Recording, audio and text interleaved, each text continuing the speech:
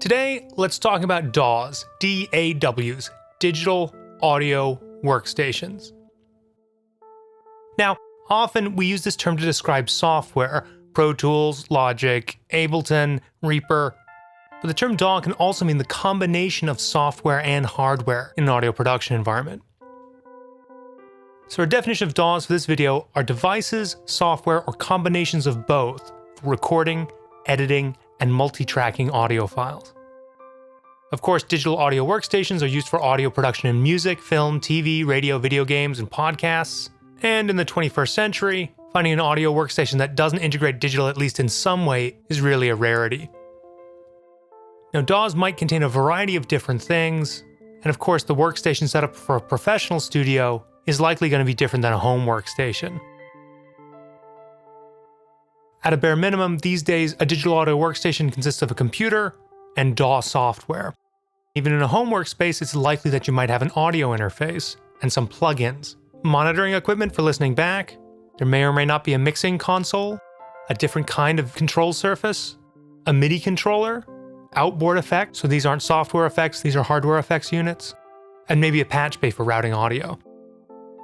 Now, comparing a home setup and a professional studio, maybe there's not as much difference in the computer and the DAW software, but there might be significant differences in the audio interface, the mixing console or control surface, and the outboard effects. But of course, these two DAWs are serving different purposes. And even between home setups, for example, an electronic musician and a podcaster have different priorities and likely have different configurations of these devices. I won't go into all of these components, but let's focus on a couple. Let's start by talking about audio interfaces. The audio interface is a hardware device for the computer's audio input and output. These audio interfaces are our ADC, analog to digital converter, and our DAC, digital to analog converter. So they can take analog signals, convert them into digital, and then take the digital information from the computer and play it back.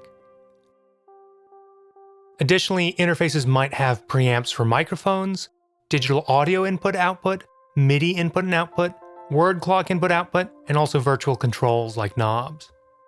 But their primary purpose is going to be this ADC and DAC, this conversion of audio from analog to digital and back again. So in thinking about the audio interface for your DAW, one of the things to think about is how many inputs and outputs it has. If I'm a podcaster who sometimes has a single guest artist, maybe 2 inputs is sufficient. But if I want to take multiple tracks of audio, send them out to Analog Effects, and then receive them back, I might need significant more inputs and outputs.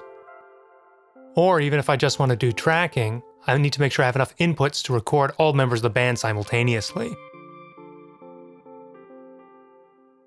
Just to touch briefly on DAW software, I don't want to get too much into the specifics of any single DAW because frankly there's no better way to ensure this video becomes obsolete really quickly. I tell my students the first DAW that I used was Studio Vision, which has been defunct for over 20 years.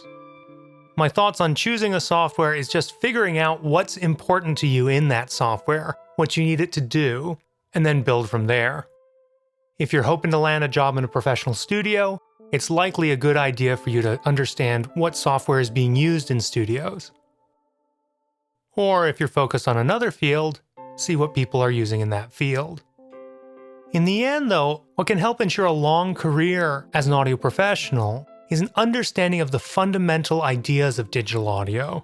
And then if, like me, you're forced to switch between different environments, Studio Vision, Cakewalk, Cubase, Logic, DP, Pro Tools, you can learn the software quickly because you understand the ideas behind it.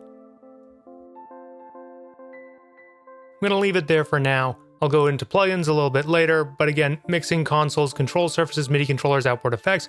There are a number of effective ways to set up a DAW either for your home workstation or for a studio.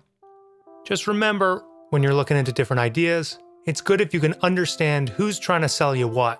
And with that knowledge and a little bit of critical thinking, separate what you need, what you want, and what you should pass on.